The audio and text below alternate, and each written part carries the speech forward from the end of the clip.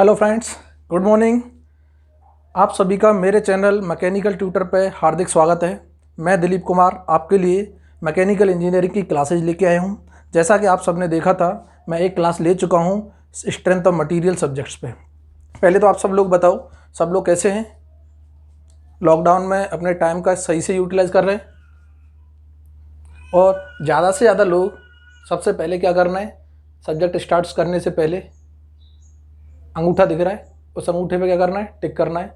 दूसरी चीज़, इसको वीडियो को ज़्यादा से ज़्यादा शेयर करना है, क्योंकि ये वीडियो जो आज हम बनाने वाले हैं या फिर जो सेशन आज हम डिस्कस करने वाले हैं, ये स्ट्रेंथ ऑफ मटेरियल के लिए मोस्ट इम्पोर्टेंट सेशन है। क्योंकि अगर हमको किसी भी चीज़ को समझना है तो उसके बेस को पहले समझना पड़ेगा, उसके बेसिक कंसेप्ट्स को पहले समझना पड़ेगा, और उन्हीं कंसेप्ट्स पे आज हम डिस्कस करेंगे। आप सभी को पता है हमारी जो क्लासेज चल रही हैं वो टेक्निकल क्लासेज हैं, और यहाँ पे हम मेनली फोकस करेंगे टेक्निकल सब्जेक्ट्स को, जो भी हमारे गेट में पूछी जाती हैं, इंजीनियरिंग सर्विस में पूछी जाती हैं, पीएसयूज में पूछी जाती हैं, स्टेट पीएससीज में आती हैं, और एसएससी जेई लेवल का जो भी आता है वो सारा कवर हो जाएगा यहीं पे। इतना जिसने पढ़ लिया, प्रैक्टिस कर लिए क्वेश्चन, उससे ज़्यादा कुछ करने की ज़रूरत नहीं है। उसके बाद क्वेश्चन प्रैक्टिस करो, टेस्ट सीरीज लगाओ, सारा कुछ क्या होगा, बड़े आराम से होगा।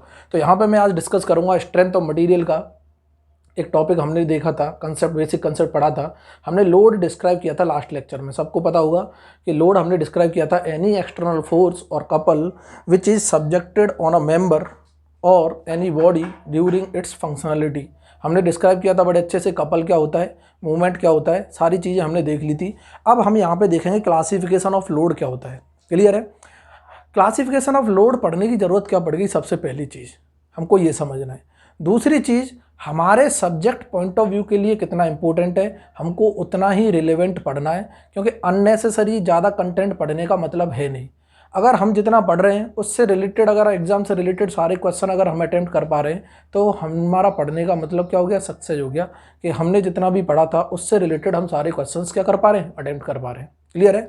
तो यहाँ पे मैं ज़्यादा टाइम ना लेते हुए अपने सेशन को स्टार्ट करता हूँ। सबसे पहले मैं ये बताऊँगा कि ये वाला जो सेशन है किस किस एग्जाम के लिए इंपॉर्टेंट है। इधर देखना, तो ये गेट के लिए हम पढ़ सकते हैं बड़े आराम से, इंजीनियरिंग सर्विस के लिए ईएससी, या फिर कोई स्टेट पीएससी हो, पीसीएस हो, या फिर क्या हो, कोई भी पीएसयूज हो, पीएसयूज के लिए सेपरेट एग्ज़ाम होते हैं, या फिर कोई एसएससी जेई, किसी भी लेवल के लिए अगर हमें पढ़ना है तो टेक्निकल सिलेबस सब में सेम रहता है, बस थोड़ा सा क्वेश्चंस का लेवल इंप्रूव होता है। तो यहाँ पे हम सब तरह के क्वेश्चन डिस्कस करेंगे। जिसको एसएससी जेई देना है वो थोड़ा सा बेसिक से कंसेप्ट पता करे, जिसको गेट पे फोकस करना है, ईएस पे फोकस करना है, यहाँ पे कंसेप्चुअल प्लस प्रैक्टिस भी बहुत ज़्यादा जरूरी है। क्लियर है ना?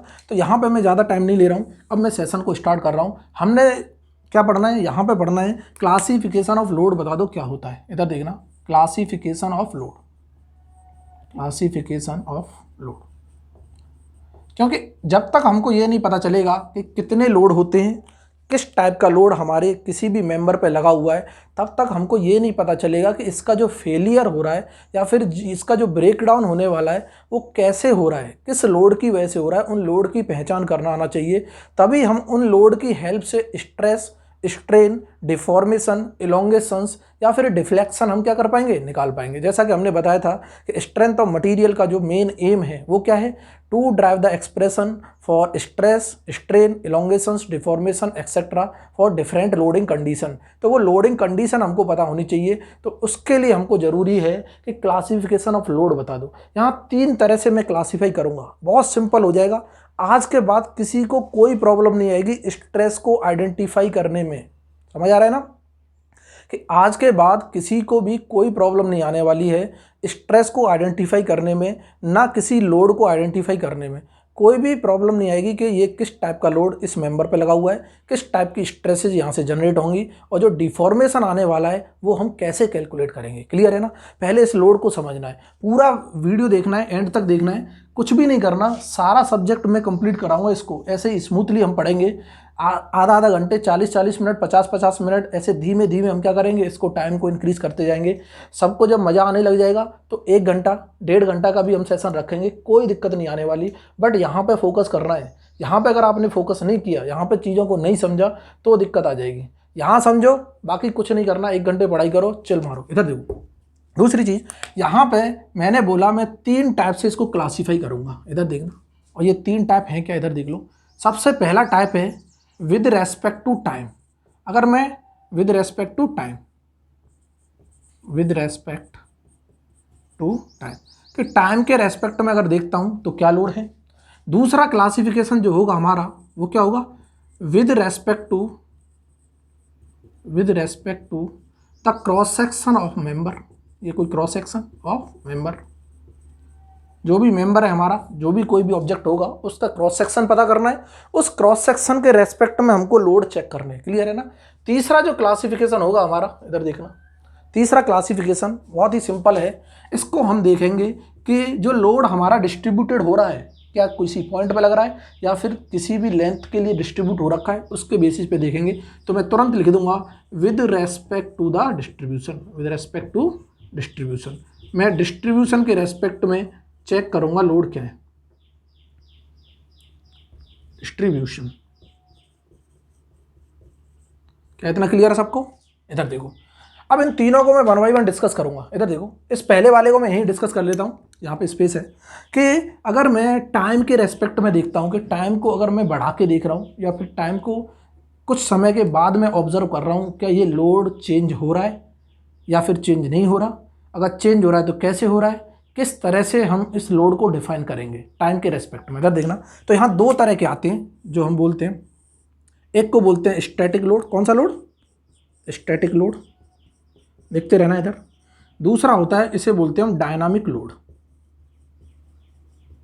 Dynamic load. क्लियर है, static load, dynamic load. Static load में भी 2 कैटेगरी के लोड हैं। स्टैटिक का मतलब है स्थिर अवस्था में जो भी लोड होंगे। स्थिर का मतलब कोई भी मोशन नहीं हो रहा होगा। और ये मोशन किसका नहीं होगा, ये भी तो समझना है कि जो भी मूवमेंट हो रहा होगा वो किसका नहीं हो रहा होगा। मूवमेंट जिसका किसका होगा, किसका नहीं होगा। तो जिस मेंबर पे वो एक्ट कर रहे हैं वो मेंबर क्या मूवमेंट में है, वो चेक करना है। या जो भी एलिमेंट पे ये लोड लगे हुए हैं, क्या वो एलिमेंट हमारा मूवमेंट में है, नहीं है, तो उसे स्टैटिक बोलेंगे। अगर मूवमेंट में है तो वहाँ डायनामिक आ जाएगा, क्योंकि यहाँ पे क्या आ जाता है, मूवमेंट आ जाता है। क्लियर है ना। तो यहाँ स्टैटिक लोड में 2 तरह के लोड हैं। पहला लोड जिसे हम बोलते हैं क्या, dead load. Dead load, dead का मतलब क्या है, मर चुका है, खत्म हो गया है, चूर चूर हो गया। अभी देखना कैसे। दूसरा हम बोलेंगे कौन सा load, gradually applied load, gradually applied load. अब इसको समझने के लिए मैं एक डायग्राम बनाऊंगा, उससे बड़ा आसान होगा समझना। विद रेस्पेक्ट टू टाइम और लोड के रेस्पेक्ट में मैं एक कर्व बना रहा हूँ, वहाँ से ये चीज़ें पूछी जा सकती हैं। कई बार एसएससी जेई लेवल में क्या है, कई बार ये डायग्राम दे देता है, पूछ लेता है कि ये जो कर्व है क्या रिप्रेजेंट कर रहा है। क्लियर है ना। यहाँ पे अगर मैं इस तरह से इसका डायग्राम बनाता हूँ, कहने का मतलब समय को, टाइम को यहाँ से मैं बढ़ा रहा हूँ तो क्या लोड चेंज हो रहा है, क्या कांस्टेंट है। देखो हर जगह क्या है, कांस्टेंट वैल्यू है। इसका मतलब लोड यहाँ पे क्या होगा, कांस्टेंट होगा। और समय के साथ अगर लोड कांस्टेंट है उसी को हम क्या बोलते हैं, डेड लोड बोलते हैं। और ये कैटेगरी में आता है स्टैटिक लोड की कैटेगरी में, जो हमारा टाइम के रेस्पेक्ट में हमने क्या किया है, ऑब्जर्व किया है। इतना क्लियर है, बहुत आसान है, बस आपको समझना है। दूसरा मैं बोलता हूँ gradually applying load. Gradually applying load का मतलब कि जैसे जैसे टाइम बढ़ेगा ऐसे ऐसे लोड भी क्या होगा हमारा, बढ़ता जाएगा, मतलब अप्लाई होता जाएगा। तो क्या मैं लिख सकता हूँ इस तरह से, अगर ये टाइम है, अगर मैं 0 सेकंड से स्टार्ट करता हूँ, यहाँ 0 सेकंड से स्टार्ट करूँगा तो ये लोड ग्रेजुअली क्या हो रहा है, बढ़ रहा है। देखो बढ़ता जा रहा है। यहाँ टाइम पे इतना लोड, इस पे इतना, इस पे इतना, ऐसे धीमे धीमे बढ़ता जा रहा है। जैसे हमने एक मशीन देखी होगी, सब लेबोरेटरी में जाते हैं और एक यूनिवर्सल मशीन आती है जिसे बोलते हैं यूनिवर्सल टेस्टिंग मशीन, यूटीएम, सबने सुना होगा। वहाँ पे क्या होता है, स्पेसिमेन को लगाते हैं और धीमे धीमे लोड को क्या करते रहते हैं, इंक्रीज करते जाते हैं। जैसे जैसे टाइम बढ़ेगा ऐसे ऐसे लोड इंक्रीज होता जाता है ग्रेजुअली। ऐसे ही लोड को बोलते हैं हम ग्रेजुअली अप्लाइड लोड। लेकिन ये दोनों किस कैटेगरी में आ रहे हैं, स्टैटिक कैटेगरी में आ रहे हैं, क्योंकि जो स्पेसिमेन लगा है वो बहुत ज़्यादा मूवमेंट में नहीं है। क्लियर है इतना, यहाँ तक क्लियर सबको। अब आती है बात डायनामिक लोड की, और डायनामिक लोड की बात आती है तो यहीं से 2 कैटेगरी में हमने इसको डिवाइड किया है, डायनामिक लोड को भी, पहला और दूसरा। क्लियर है ना। जो पहला लोड है इसका नाम है सडनली अप्लाइड लोड या फिर इम्पैक्ट लोड, इसी को हम बोलते हैं इम्पैक्ट लोड। और इसी का दूसरा नाम है क्या, सडनली अप्लाइड लोड। और इसी को समटाइम्स हम क्या बोल देते हैं, शॉक लोड, झटका लगा है जैसे शॉक लोड। क्लियर है ना। इम्पैक्ट मीन्स भी क्या है, झटका। मतलब इसको अगर मैं डिफाइन करता हूं कि load applied for a short period of time, इसका मतलब क्या है कि बहुत छोटे समय के लिए एकदम से झटके से जो लोड लग गया उसी को हम क्या बोलते हैं, इम्पैक्ट बोल दो, सडनली अप्लाइड बोल दो, शॉक लोड बोल दो। और ऐसी एक मशीन भी आती है जिससे इनकी टेस्टिंग की जाती है कि झटके से अगर मैं लोड लगाऊंगा तो मटीरियल की हमें क्या है, प्रॉपर्टी चेक करनी है, और वो प्रॉपर्टी कहलाती है टफनेस। हम आगे डिस्कस करेंगे कि अगर एकदम झटके से लोड लग रहा है तो उसको जो बियर करेगा, जो भी मटीरियल उस झटके वाले लोड को बियर करेगा, आई मीन कि उस इम्पैक्ट लोड को जो भी मटेरियल बियर करता है, तो ऐसी प्रॉपर्टी को, एबिलिटी को हम बोलते हैं टफनेस। आगे डिस्कस करेंगे बड़े अच्छे से, मैं प्रैक्टिकली यहाँ पे फील करा दूंगा कि जो प्रैक्टिकल तुम लोग लेबोरेटरी में करते हो वो कैसे विजुअलाइज करना है, कैसे यहाँ पे मेजर करते थे, रीडिंग्स कैसे निकालते थे, उससे कैसे पता चलता था कि ये टफनेस होती है। क्लियर है ना। यहाँ पे देखते रहना। तो मैं तुरंत बोल सकता हूँ इन लोड की जो टेस्टिंग करते हैं कौन सी मशीन पे करते हैं, सब जानते हैं। कोई बताएगा क्या? आइजोड 4P टेस्ट के नाम से जानी जाती है, और ये मेजर करती है क्या, toughness. Measure toughness of the material, toughness of material. कितना क्लियर है? Very good. इधर देखना, दूसरा लोड जो आता है उसे बोलते हैं हम फटीग लोड, फटीग लोड। उसके बाद और इसका दूसरा नाम है, कोई बता सकता है? इसे साइक्लिक लोड भी बोल देते हैं, साइक्लिक लोड। और इसी का दूसरा नाम है क्या, वेरिएबल लोड। इसका मतलब ये हुआ, अब यहाँ पे जो लोड होगा वो क्या हो रहा होगा, कभी बढ़ रहा होगा, कभी घट रहा होगा। तो ऐसे जब फ्लक्चुएशंस आते हैं, लोड कभी इंक्रीज हो रहा है, कभी डिक्रीज हो रहा है, तो ऐसे लोड्स को हम बोलते हैं क्या, फटीग लोड। कि जैसे जैसे मैं टाइम के साथ ऑब्जर्व कर रहा हूँ, क्योंकि ये सब टाइम के साथ ऑब्जर्व हो रहा है, कि अगर मैं टाइम के साथ ऑब्जर्व करूंगा तो कभी लोड की इंटेंसिटी हमें ज़्यादा दिखाई देगी, कभी कम दिखाई देगी। हो सकता है कभी बहुत ज़्यादा हो सकता है बहुत कम हो सकता है डायरेक्शन भी चेंज हो जाए, कि कभी ऐसे लग रहा था टेंसाइल नेचर में, कभी कंप्रेसिव आ रहा है, कभी टेंसाइल आ रहा है, कभी कंप्रेसिव आ रहा है। अगर टेंसाइल आएगा तो उसे पॉजिटिव लोड कंसिडर करेंगे, अगर कंप्रेसिव आएगा तो उसे क्या करेंगे, नेगेटिव लोड कंसिडर करेंगे। इसीलिए जब भी पॉजिटिव और नेगेटिव रिवर्स फ्लक्चुएशन होता है उसी कैटेगरी को बोलते हैं हम साइक्लिक लोड। क्या बोलते हैं, साइक्लिक लोड। साइक्लिक की स्पेलिंग सही कर लेना, C/CLIC। क्लियर है ना। स्पेलिंग में वैसे भी ज़्यादा कुछ नहीं रखा है, साइक्लिक लोड। यहाँ टेक्निकल सब्जेक्ट में ज़्यादा स्पेलिंग से मतलब नहीं है, यहाँ पे बेसिक कंसेप्ट को समझना है। क्या ये कैटेगरी सबको क्लियर है? दूसरी कैटेगरी जो मोस्ट इंपॉर्टेंट है स्ट्रेंथ ऑफ मटेरियल के लिए, ये वाली जो हमने कैटेगरी डिस्कस की, फर्स्ट कैटेगरी या फिर फर्स्ट क्लासिफिकेशन, ये यूजफुल होता है। मैकेनिकल इंजीनियरिंग का एक सब्जेक्ट है मशीन डिजाइन, या फिर उसी को हम बोलते हैं डिजाइन ऑफ मशीन एलिमेंट, क्योंकि वहाँ पे जो हमारे मशीन एलिमेंट्स होते हैं वो मूवमेंट में रहते हैं और कुछ स्टैटिक में रहते हैं, तो दोनों डिज़ाइन को हम वहाँ पे फॉलो करते हैं। और मशीन डिज़ाइन का ये पार्ट है फटीग लोड डिज़ाइन। जब हम करते हैं तो सबने सुना होगा सोडरमैन इक्वेशन, गुडमैन्स इक्वेशन, और ये ग्रबलर्स इक्वेशन, ये सारी इक्वेशंस क्या लगती हैं, यहाँ पे लगती हैं। क्लियर है ना। तो इसको अब मैं दूसरे वाली क्लासिफिकेशन को डिस्कस करूँगा जो मोस्ट इंपॉर्टेंट क्लासिफिकेशन है। इधर देखना, इसको मिटाता हूँ। दूसरे क्लासिफिकेशन को हम डिस्कस करेंगे जो मोस्ट इंपॉर्टेंट क्लासिफिकेशन है।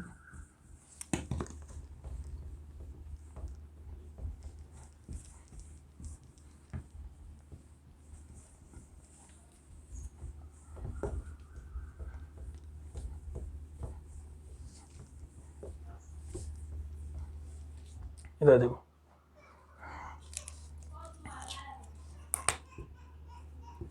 With respect to cross section अगर मैं देखता हूं तो दो तरह के लोड होते हैं। अब समझना यहाँ पे, ये बहुत इंपॉर्टेंट है। जिसको ये समझ आ गया पूरी सॉम में कहीं दिक्कत नहीं आएगी, बड़े आराम से तुम सारी चीज़ें निकाल पाओगे। इधर देखो, सबसे पहला जो लोड होता है उसे बोलते हैं हम नॉर्मल लोड। कौन सा लोड, नॉर्मल लोड। इधर देखते रहना। और यहाँ पे जो लोड होता है उसे बोलते हैं हम शियर लोड। नॉर्मल और शियर का मतलब क्या है, इधर देखना कि क्या मैं किसके रेस्पेक्ट में देख रहा हूँ, ये दोनों लोड को किसके रेस्पेक्ट में देख रहा हूँ, cross section of the member. तो अब हमें क्रॉस सेक्शन के रेस्पेक्ट में पता कर रहा है कि क्रॉस सेक्शन के परपेंडिकुलर जो लोड लगा होगा उसे नॉर्मल बोलेंगे, और जो पैरेलल लगा होगा उसे क्या बोलेंगे, शियर। तो मैं लिख भी देता हूँ कि perpendicular to the cross section, इसका मतलब है क्रॉस सेक्शन, इसका मतलब है परपेंडिकुलर। क्लियर है। और यहाँ पे हम बोलेंगे parallel to the cross section. सबसे पहली चीज तो ये क्लियर हो गई कि क्रॉस सेक्शन के अगर कोई भी लोड परपेंडिकुलर लग रहा है तो नॉर्मल है, नॉर्मल का मतलब ये होता है क्या है, परपेंडिकुलर, और अगर पैरेलल लग रहा है तो क्या है, शियर है। क्लियर है। दूसरी चीज, अगर ये लोड कितने टाइप के हो सकते हैं, तो दो तरह के हो सकते हैं। दो तरह के क्या है, एक को बोलते हैं हम एक्सियल लोड, और अगर ये नॉर्मल है तो यहाँ नॉर्मल भी लिख लो, कोई दिक्कत नहीं है। तो मैं क्या लिख सकता हूँ, नॉर्मल एक्सियल लोड होगा। इसका मतलब क्या है कि अगर वो उसकी एक्सिस से पास हो रहा हो, नॉर्मल हो और एक्सिस से भी पास हो रहा हो, उसे बोलते हैं नॉर्मल एक्सियल लोड। जैसे मैं बात करता हूँ, ये हमारा क्या है, क्रॉस सेक्शन है, सबको दिखाई दे रहा है, ये क्या है, क्रॉस सेक्शन। और इस क्रॉस सेक्शन की तीन एक्सिस होती हैं। इस क्रॉस सेक्शन की क्या है, तीन एक्सिस है। एक तो क्या है, ये axis centroidal axis, x direction में हॉरिजॉन्टल जो होगी, एक वर्टिकल जो होगी सेंट्रोइडल वाई एक्सिस, और एक इसके अंदर जो जा रही होगी परपेंडिकुलर डायरेक्शन में, जिसे हम जेड एक्सिस बोलते हैं, और इसके अंदर जो जाएगी अलोंग द लेंथ होगी, इसी को हम लॉन्गिट्यूडनल एक्सिस बोलते हैं। और ये लॉन्गिट्यूडनल एक्सिस के साथ में अगर लग रहा है या फिर एक्सिस से पास हो रहा है, उसे हम बोलेंगे नॉर्मल एक्सियल लोड। और अगर एक्सिस से पास ना होके, लग तो नॉर्मल ही रहा है बट एक्सिस से पास ना होकर कहीं यहाँ लग रहा है नॉर्मल, इस साइड पे लग रहा है, इसका मतलब ये हुआ, इसको हम बोलते हैं नॉर्मल इसेंट्रिक एक्सियल लोड। क्या बोलते हैं, यहां लिख लो, नॉर्मल इसेंट्रिक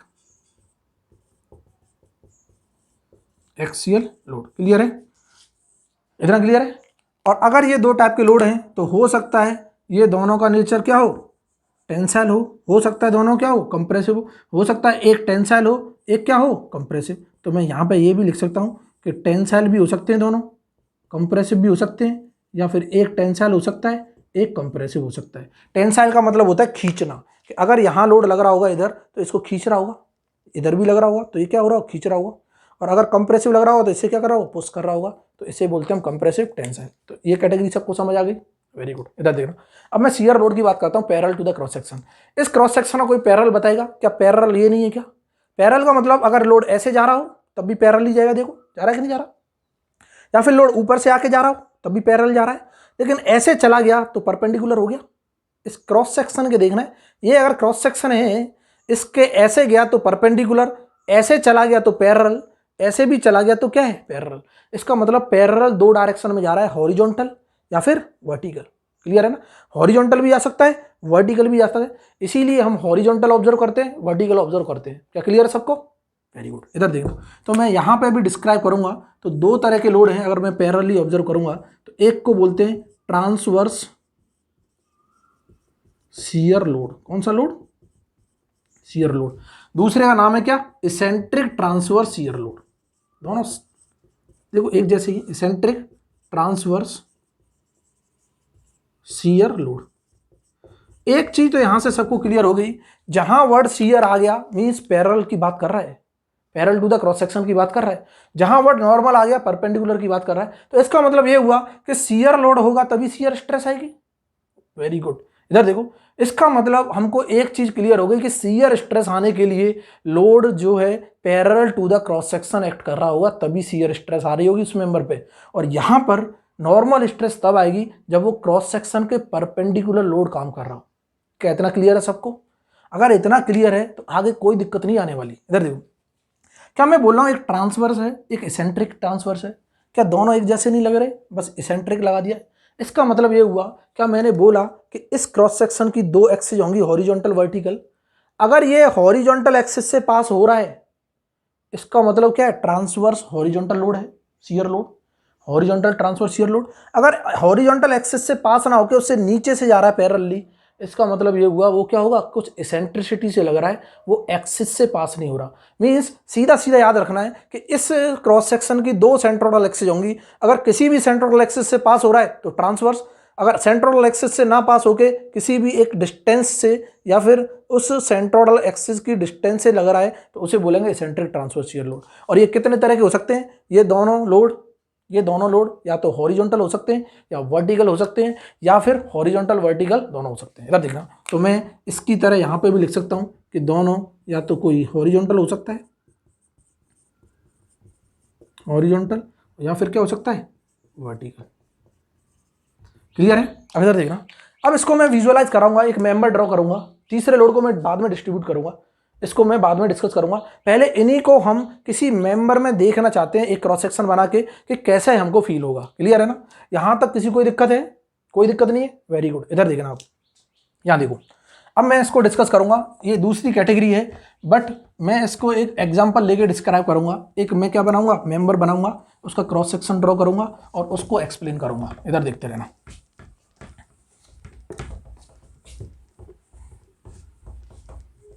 ये तीसरा लोड हम विद रेस्पेक्ट टू डिस्ट्रीब्यूशन इसके बाद डिस्कस करेंगे। मैं एक मेंबर बना रहा हूँ, क्रॉस सेक्शन, उसका क्रॉस सेक्शन सबको दिखाई देगा। मैं रेक्टेंगुलर कोई भी बार लेता हूँ, रेक्टेंगुलर कोई भी बीम ले लो, बार ले लो, कुछ भी ले लो। इधर देखना, ये कोई रेक्टेंगुलर बीम या बार है।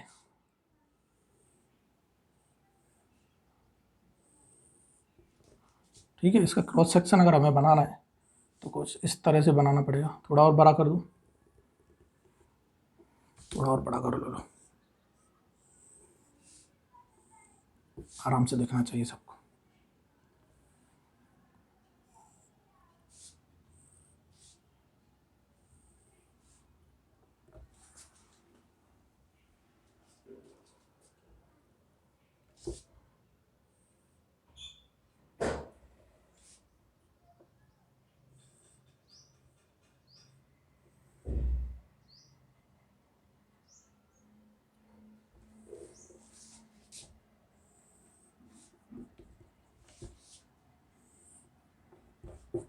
क्लियर है? सबको रेक्टेंगुलर दिखाई दे रहा है? इधर देखना,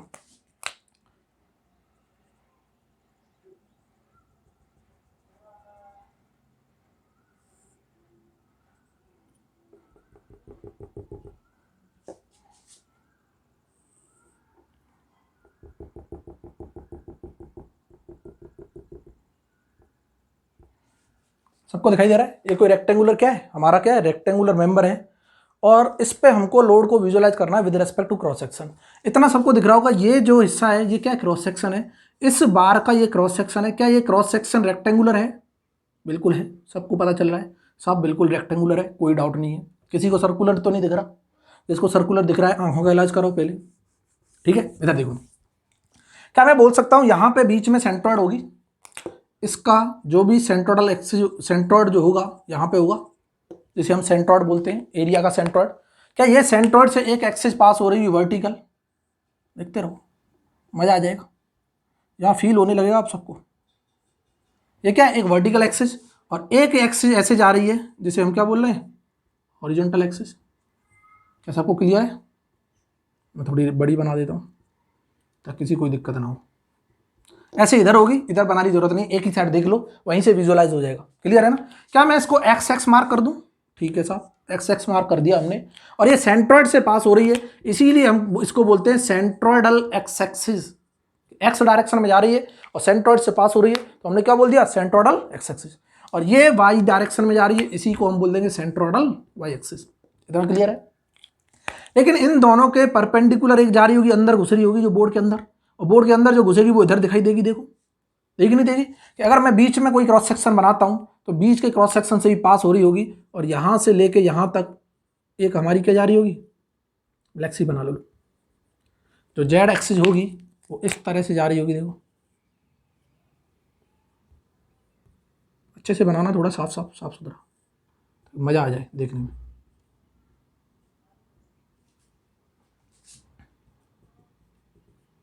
क्लियर है ना? ये हमारी क्या है, जेड एक्सिस। इतना क्लियर है सबको?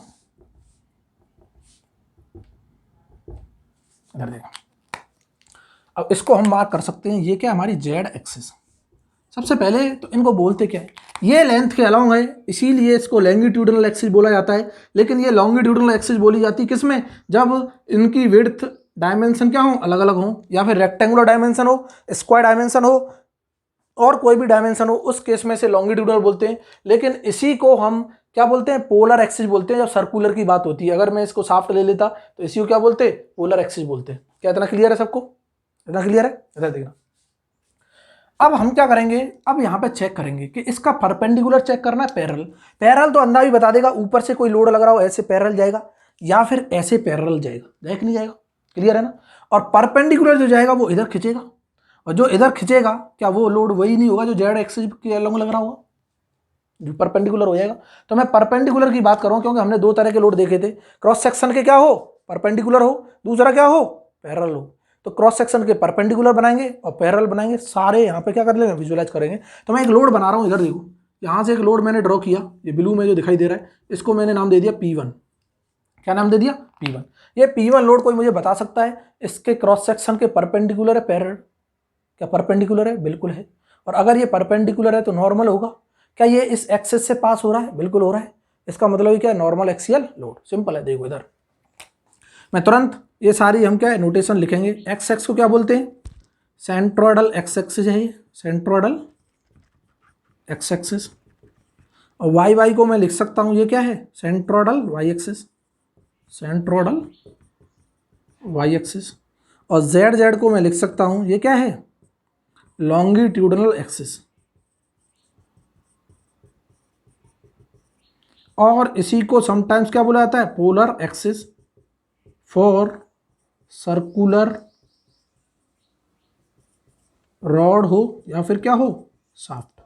अगर सर्कुलर रॉड और शाफ्ट की बात करेगा तो इसी को क्या बोल देंगे पोलर और पोलर एक्सिस बोल देते हैं सर्कुलर के लिए। इधर देखना दूसरी चीज हमने P1 लोड अभी बता दिया है, ये क्या P1 लोड हम तुरंत बोल देंगे क्या है नॉर्मल है। और ये क्या है नॉर्मल क्यों है क्योंकि इससे परपेंडिकुलर लग रहा है और एक्सिस से पास हो रहा है, इसीलिए नॉर्मल एक्सियल लोड बोल दिया। क्लियर है ना। हम दूसरा देखना चाहते हैं, क्या मैं इसको बता सकता हूँ ये टेंसाइल है कंप्रेसिव। देखो खींच रहा है इसे, ऐसे खींचेगा और खींचेगा तो ये क्या होगा टेंसाइल होगा। हम तुरंत लिख देंगे क्या है टेंसाइल। हमने बताया था ना लास्ट टेबल में, देखना सब ये वाई एक्सिस है। क्लियर है ना। इधर देखो उसके बाद क्या मैं एक और लोड लगा रहा हूँ, देखो नॉर्मल लगाऊंगा क्रॉस सेक्शन के, नॉर्मल लगेगा तो इसी डायरेक्शन में जाएगा लोड, गया इस डायरेक्शन में। एक लोड लगा दिया हमने जिसे P2 नाम दिया। इसका मतलब ये हुआ एक्सिस तो यहाँ है, एक्सिस से ऊपर शिफ्ट हो गया इतना, इसका मतलब कुछ ना कुछ इसेंट्रिसिटी दिखा रहा है। क्या मैं इसको ई इसेंट्रिसिटी दे दूँ? ई इसेंट्रिसिटी मतलब ई डिस्टेंस पे ये लग रहा है एक्ट कर रहा है, बट क्या है नॉर्मल टू द क्या है नॉर्मल टू द क्या है नॉर्मल। इधर देखो normal to the cross section. अभी बताया हमने कि normal to the cross section होगा तभी क्या होगा नॉर्मल लोड होगा। लेकिन ये एक्सिस से पास ना होकर क्या जा रहा है इसेंट्रिसिटी पे लग रहा है, तो तुरंत बोल देंगे देखो P2 क्या P2 normal eccentric axial load है। लेकिन ये क्या है टेंसाइल है। देखो दोनों का नेचर क्या है सेम। एक और हमारी इच्छा की सर बार बार टेंसाइल लगा क्यों रहे हो, हमको तो क्या चाहिए कंप्रेसिव चाहिए, मजा ले रहा है इसको कंप्रेस करना है। इधर देखो तो कम मजा ले रहा है, पढ़ाई ज़्यादा करनी है। इधर देखना क्या मजा यहाँ से आएगा, लो ले लिया। क्या मैंने एक और लोड लगा दिया जो नॉर्मल लग रहा है, लग गया नॉर्मल। और नॉर्मल अगर लगेगा तो वो क्या इसको कंप्रेस नहीं कर रहा, कुछ इसेंट्रिसिटी पे है, इसको मैंने नाम दे दिया क्या E1। इसका मतलब नॉर्मल है, क्रॉस सेक्शन क्या है नॉर्मल, तो नॉर्मल इसेंट्रिसिटी पे लगा है तो नॉर्मल इसेंट्रिक एक्सियल लोड हम इसकी कैटेगरी में डालते हैं। बट ये कौन सा है कंप्रेसिव है, बस इतना ही डिफरेंस है, बाकी चीज क्या है सेम। इधर देखो तो P3 में लिख सकता हूं नॉर्मल इसेंट्रिक, इसको लिख लेना एक्सियल लोड, बट कौन सा है कंप्रेसिव। क्लियर है ना, कौन सा है कंप्रेसिव। मजा आ गया। इधर देखो यहां तक किसी कोई दिक्कत नहीं है, कोई दिक्कत नहीं है, मजा आ रहा है। इधर देखो दूसरी चीज, अब मैं यहां बात करूंगा पैरेलल की। नॉर्मल तो हमने देख लिए सारे, नॉर्मल एक्सियल देखा था, नॉर्मल इसेंट्रिक देखा था, टेंसाइल कंप्रेसिव दोनों तरीके के देख लिए। अब मैं बात करूंगा किसकी पैरेलल की। और पैरेलल कैसे होगा, या तो ऐसे पैरेलल जा सकता है या ऐसे पैरेलल जा सकता है। क्लियर है ना। तो सबसे पहले मैं एक लोड लगा रहा हूं जो इस एक्सिस से आ रहा है, लो आ गया आ गया आ गया आ गया आ गया, रुको इसे आ गया। क्लियर है। और अगर ये इसके पैरेलल जा रहा है तो क्या वाई एक्सिस के पैरेलल जा रहा है, जा रहा है नहीं जा रहा, क्या उस वाई एक्सिस से ही पास हो रहा है, हो गया उस एक्सिस से ही क्या हो रहा है पास हो रहा है। इसका मतलब क्या हुआ कुछ भी इसेंट्रिसिटी तो नहीं आएगी क्योंकि एक्सिस से पास हो रहा है। तो ट्रांसवर्स क्या है transverse shear load, transverse shear load. क्या ये वर्टिकल है हॉरिजॉन्टल, सबको दिख रहा है क्या है वर्टिकल। तुरंत बोल देंगे इसको मैं नाम दे देता हूं P4। और ये P4 जो लोड होगा देखो सबको दिख रहा है कौन सा ट्रांसवर्स है, वर्टिकल ट्रांसवर्स शियर लोड। किसी को कोई दिक्कत नहीं होनी चाहिए। मतलब शियर का मतलब पैरेलल, वर्टिकल ट्रांसवर्स का मतलब डायरेक्शन वर्टिकल, कोई इसेंट्रिसिटी नहीं आ रही, तो इसका मतलब क्या है, उसी एक्सिस से पास हो रहा है। एक लोड लगा रहा हूं इस एक्सिस से, ये पैरेलल ऐसे जाएगा ना, लो ऐसे पैरेलल जाएगा और इसी एक्सिस से मैंने पास कर दिया और मैंने बोल दिया कि ये एक लोड है, इधर देखते रहो, और ये जो लोड है क्या दिख रहा है सबको, क्या मैं बोल सकता हूँ ये क्या है, P5, और P5 है। अब ये हॉरिजॉन्टल डायरेक्शन में लग रहा है पैरेलली, तो हम तुरंत बोल देंगे एक्सिस से पास हो रहा है, पैरेलल लग रहा है, तो क्या हो गया, horizontal transverse shear load, P5। क्या मैं लिख दूं, हॉरिजॉन्टल ट्रांसवर्स शियर लोड, किसी कोई दिक्कत नहीं, बिल्कुल सही। इधर देखिए, क्या मैं इसको एसेंट्रिसिटी पे लगा सकता हूं, बिल्कुल लगा सकता हूं। इसी लोड को शिफ्ट करके इधर लगा दो, चाहे इधर लगा दो, दोनों जगह लगा दो, कहीं भी लगा दो, एसेंट्रिसिटी पे आ जाएगा। क्या मैं इसको यहां पे लाके लगा देता हूं, तो क्या ये P6 हो गया, और P6 क्या हुआ, कुछ ना कुछ एसेंट्रिसिटी से लग रहा है, और ये जो एसेंट्रिसिटी होगी क्या वो E3 हो जाएगी, अब E2 हो जाएगी, E1 E2। तो P6 को मैं तुरंत लिखूंगा, क्या ये नीचे की डायरेक्शन में लग रहा है, वर्टिकल, पैरेलल लग रहा है, ट्रांसवर्स, इसेंट्रिसिटी पर लग रहा है, इसेंट्रिक, तो मैं तुरंत लिख दूंगा vertical eccentric transverse shear load. मजा आ गया। लो, क्या ऐसे ही मैं हॉरिजॉन्टल नहीं लगा सकता, तो लगाने ही बेवकूफ़ी, इधर देखो फिर भी लगा लेते।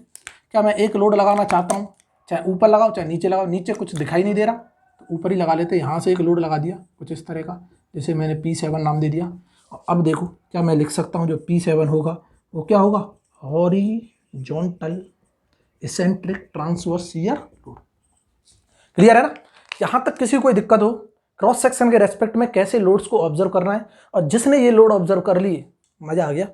सॉम का मोस्टली 90% कंसेप्ट तो यही कवर हो जाता है कि जिसने ये लोड समझ लिए उसे फिर दिक्कत नहीं आने वाली। बाकी तो फिर मैथमेटिकल क्या होंगी, इक्वेशंस ड्राइव होंगी और एक चुटकियों में होंगी। जिसे मैथमेटिक्स आएगा, इंटीग्रेशन डिफरेंशिएशन करना आएगा, वो चुटकियों में उड़ाएगा। अब बोलो इंटीग्रेशन डिफरेंशिएशन करेंगे कैसे, टेंशन ही नहीं लेनी। इसके पैरेलली हमने क्या है, मैथमेटिक्स भी स्टार्ट किया, इसीलिए इसके पैरेलली मैथमेटिक्स पढ़ेंगे, इंजीनियरिंग मैथमेटिक्स, वहाँ से मैथ सीखना है और इसको अप्लाई करना है कहाँ, हर सब्जेक्ट में अप्लाई करना है।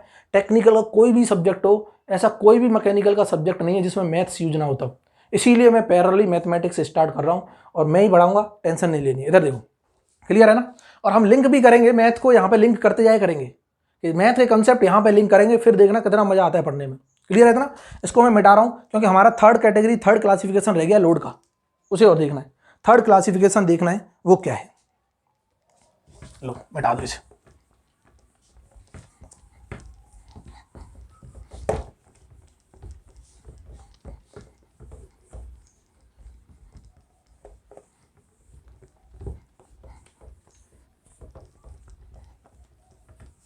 इधर देखो, तो थर्ड क्लासिफिकेशन है वो क्या है। मैं तीसरे नंबर की क्लासिफिकेशन डाल रहा हूँ, क्या थी कोई बता सकता है। विद क्या, with respect to the distribution. लो मजा आ गया, क्लियर है ना। With respect to the distribution, तो डिस्ट्रीब्यूशन के रेस्पेक्ट में देखना है, तो डिस्ट्रीब्यूशन के रेस्पेक्ट में हम बोल सकते हैं कि या तो डिस्ट्रीब्यूशन जो हो रहा हो एक ही पॉइंट पे रखा होगा, किसी पॉइंट पे कंसंट्रेट कर रखा होगा, या फिर उसको हमने फैला दिया होगा। फैलाने का मतलब कि जो लोड था 50 kg का, उसे हमने डिवाइड कर दिया 10 kg करके। क्लियर है ना। ऐसे लोड को हम एक को बोलते हैं कंसंट्रेटेड लोड, कंसंट्रेटेड लोड, और दूसरा जो होता है उसे बोलते हैं डिस्ट्रीब्यूटेड लोड। डिस्ट्रीब्यूट कर रखा है, लो नाम से पता चल रहा है, इसमें समझना ही नहीं है कुछ, बेसिक कंसेप्ट है। Distributed load, concentrated load. अगर कंसंट्रेटेड है तो कैसा होगा कि एक पॉइंट पे होगा, तो इसी को बोलते हैं कंसंट्रेटेड पॉइंट लोड। लो मजा आ गया। दूसरा कंसंट्रेटेड पॉइंट एक मूवमेंट। हमने पहले ही बोला था कि लोड जब हम पढ़ रहे थे, चाहे वो कोई फोर्स हो, चाहे कोई मूवमेंट या कपल हो, किसी भी मेंबर पे एक्ट कर रहा है ड्यूरिंग फंक्शनलिटी, वही क्या कहलाता है, लोड कहलाता है। तो यहाँ मूवमेंट आ गया, मूवमेंट भी एक टाइप का क्या है, लोड। तो एक ही पॉइंट पे मूवमेंट भी लगा हो सकता है, एक ही पॉइंट पे क्या हो सकता है, लोड भी लगा हो सकता है। क्लियर है ना। इधर देखो कैसे रिप्रेजेंट करेंगे, सिंपल है। लो इसको क्या बना लिया, अंधा भी बता देगा ये क्या है, अंधा बता देगा, तुम नहीं बता पाओगे, अंधे नहीं हो ना, इसलिए। इधर देखो इसका मतलब क्या है कि यहाँ पर हमने एक एसएसबी लिया, सिंपली सपोर्टेड बीम, इस पे एक पॉइंट पे लोड लगा दिया, इसी को क्या बोलते हैं, कंसंट्रेटेड पॉइंट लोड, ये रिप्रेजेंटेशन है। मूवमेंट अगर लगाना है तो मैं मूवमेंट भी लगा दूंगा, लो यही सिंपली सपोर्टेड बीम हमने ली और इस पे किसी भी पॉइंट पे क्या लगा दिया, एक मूवमेंट लगा दिया, इसी को हम बोलते हैं कंसंट्रेटेड पॉइंट मूवमेंट। इतना क्लियर है। अब आता है डिस्ट्रीब्यूटेड लोड। 3 तरह के होते हैं जो हमारे लिए इंपॉर्टेंट है, वैसे मैकेनिकल में तो 2 ही इंपॉर्टेंट हैं, तीसरा बहुत रेयर केस में पूछता है, फिर भी मैं यहाँ डिस्कस करूंगा। तीनों क्या है, यूडीएल, यूवीएल सबने नाम सुने होंगे, एक होता है यूडीएम, यूनिफॉर्मली डिस्ट्रीब्यूटिंग मूवमेंट। देखो मजा आएगा, इनमें मजा आएगा। इसको एक को बोल दिया मैंने यूडीएल, एक को बोल दिया क्या यूवीएल, एक को बोल दिया क्या यूडीएम। इधर देखो है क्या, ये तीनों को समझ रहे हैं। इसको तो हम बोलते हैं यूनिफॉर्मली डिस्ट्रीब्यूटेड लोड, इसको बोलते हैं यूनिफॉर्मली वेरिंग लोड, और इसको बोलते हैं यूनिफॉर्मली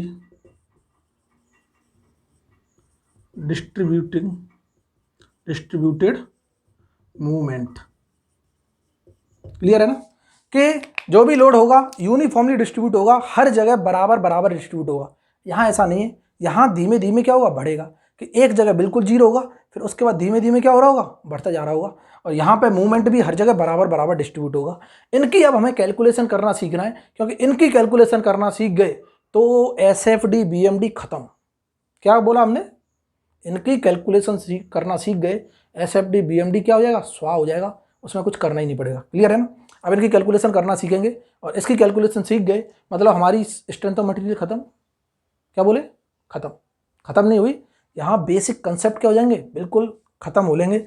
इसके बाद तो फिर क्या है, मैथमेटिकल टर्मिनोलॉजी पढ़ेंगे, हर एक चैप्टर को 1 बाई 1 क्या है, कहाँ से क्या आ रहा है, कैसे इनका क्या सिग्निफिकेंस है, इससे क्या इंप्रूव होगा, इस रिजल्ट का सिग्निफिकेंस क्या है, इनकी प्रैक्टिकल एप्लीकेशंस क्या है, वो सारी चीज़ें हम क्या करेंगे, डिस्कस करेंगे। क्लियर है ना। इधर देखो, अब मैं इसको मिटा रहा हूँ, अब मैं कैलकुलेशन करना सिखाऊंगा, डिस्ट्रीब्यूटेड लोड की कैलकुलेशन कैसे करते हैं, कैलकुलेशन ऑफ डिस्ट्रीब्यूटेड लोड। ये यूडीएल, यूवीएल और ये जितने भी हमने लिखा है, इनकी कैलकुलेशन करना सीखेंगे। तो मैं यहाँ पे लिखूंगा कैलकुलेशन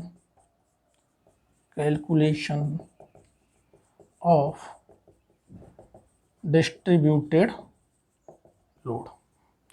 और डिस्ट्रीब्यूटेड लोड में सबसे पहला जो लोड था, जिसे हम क्या बोल रहे थे, यूडीएल, फुल फॉर्म हमने लिख दी है, दोबारा लिखने की जरूरत नहीं है। बस इसका मैं रिप्रेजेंटेशन बनाना चाहता हूँ, 2 तरीके से इसको रिप्रेजेंट करता है, कभी क्वेश्चन में कैसे रिप्रेजेंट करेगा, कभी कैसे, कंफ्यूज नहीं होना है। बीम पे रिप्रेजेंट करेगा, ये कोई बीम बना ली मान लो, बहुत से लोग बोल रहे होंगे सर बार बार यही बीम क्यों बना रहे हैं, क्योंकि और बीम आती नहीं है लोगों को, हमें पढ़ानी पड़ेंगी तब बनाएंगे। क्लियर है ना। तो बाकी सारी बीम पढ़ाएंगे, नेक्स्ट लेक्चर में हम बीम सपोर्ट्स के बारे में बात करेंगे, क्या होता है क्या नहीं होता। इस पर अगर इस तरह का लोड लगा हो, क्या लगा हो, इस तरह का लोड जलेबी सी बिछी हो, इसका मतलब क्या है, हर जगह यूनिफॉर्मली डिस्ट्रीब्यूटेड हो रखा है। इसको रिप्रेजेंट करता है किससे, इंटेंसिटी से, और उस इंटेंसिटी को बोलते हैं वाट। वो वाट नहीं, डब्लू का मतलब क्या है, लोड पर मीटर। 1 मीटर के लिए डब्लू न्यूटन हमारा क्या है, लोड लगा हुआ है। किलो न्यूटन भी हो सकता है, मेगा न्यूटन, गीगा न्यूटन, कुछ भी हो सकता है, यूनिट है ये। तो यहाँ पे इसकी क्या होगी, टोटल लेंथ होगी, इस बीम की क्या होगी, टोटल लेंथ। और इसी के इक्विवेलेंट समटाइम्स ऐसे भी रिप्रेजेंट कर सकता है, तो ज़्यादा टेंशन नहीं लेनी है, मजे से पढ़ाई करनी है, कैसे भी दे, हमको सब समझ आ गया क्या करना है। कि इस तरह से इसने क्या कर दिया है, डिस्ट्रीब्यूट कर दिया है, ऐसे दिखा दे या फिर ऐसे दिखा दे, दोनों चीज़ क्या है, सेम है। और मैग्नीट्यूड कैसे डिस्क्राइब करेगा, सेम ऐसे ही डिस्क्राइब करेगा। क्लियर है ना। और इसको बोलते हैं हम यूडीएल। कैलकुलेशन कैसे करेंगे, कि इसका पूरा टोटल लोड निकालेंगे, कि जो इतना लोड इस पर लगा हुआ है, इसकी टोटल लोड इंटेंसिटी बताओ कि ये टोटल कितनी है, इसकी भी टोटल बताओ, और इस टोटल को इसके सेंट्रोइड पे क्या कर दो, लोकेट कर दो। सेंट्रोइड क्या है, कि जो ये यूडीएल एरिया बना रहा है, एरिया सबको दिख रहा है, रेक्टेंगल एरिया है, और इसकी लेंथ है क्या, रेक्टेंगल की क्या लेंथ है, एल लेंथ है, और इसकी हाइट क्या है, डब्ल्यू हाइट है। इसका मतलब इसका एरिया जो होगा, एरिया की जो वैल्यू होगी वही टोटल लोड इंटेंसिटी होगी, और उस टोटल लोड इंटेंसिटी को इसके सेंट्रोइड पे क्या कर देंगे, लोकेट कर देंगे एज अ पॉइंट लोड। क्या कहा, क्या बोला, एज अ पॉइंट लोड। और फिर पॉइंट लोड की तरह हम कैलकुलेशन करेंगे। इधर देखो, तो मैं यहाँ लिख दूंगा, टेंशन नहीं लेनी है, कि सबसे पहले क्या करना है, टोटल लोड इंटेंसिटी निकालनी है, total load intensity of UDL जो होगा वो क्या होगा, equal to area represented by the UDL, और ये जो होगा वो क्या W इंटू एल के बराबर है। देखो टोटल लोड इंटेंसिटी एरिया क्या, W इंटू एल। तो इसको now locate total load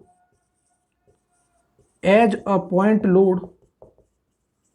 now क्या करना है, locate total load as a point load at the centroid of area represented by UDL। UDL से जो भी एरिया बन रहा है उसका सेंट्रॉइड लोकेट करो। लो कर दिया सेंट्रॉइड, यहाँ पे कहीं होगा सेंटर में, जो यहाँ से कहाँ तक होगा L/2 डिस्टेंस तक, और यहाँ से भी कहाँ तक होगा L/2 डिस्टेंस तक। और इस सेंट्रॉइड पे एज अ पॉइंट लोड क्या कर दो, एक्ट कर दो। पॉइंट लोड एक्ट करेंगे तो टोटल लोड मतलब क्या है, इससे ज़्यादा होगा इस इंटेंसिटी से W इंटू एल। तो यहाँ पे हम लिख देंगे W इंटू एल का पॉइंट लोड लगाए, और इसको पॉइंट लोड मान के क्या करनी है, कैलकुलेशन करनी है। क्या बिल्कुल आसान है, बिल्कुल आसान है। अब मैं UVL को भी देखता हूँ, यहीं पर मैं क्या करूँगा, UVL को भी डिस्कस करूँगा। इधर देखो दूसरा है हमारा क्या, UVL। दूसरा लोड क्या है दूसरा load UVL, uniformly varying load. Represent कैसे होता है, सेम कंसेप्ट है, टोटल लोड इंटेंसिटी एरिया निकालो UVL, यहाँ UDL की जगह क्या जाएगा UVL, यहाँ पे भी UDL की जगह क्या जाएगा UVL। खेल खत्म। लो क्या मैं रिप्रेजेंट कर दूं, किस तरह का दिखाई देगा। लो ये कोई बीम है हमारे पास, सबको दिख रही है, सिंपली सपोर्टेड बीम। हमने बोला था UVL का मतलब क्या है, एक जगह जीरो इंटेंसिटी होगी, एक जगह क्या होगी मैक्सिमम।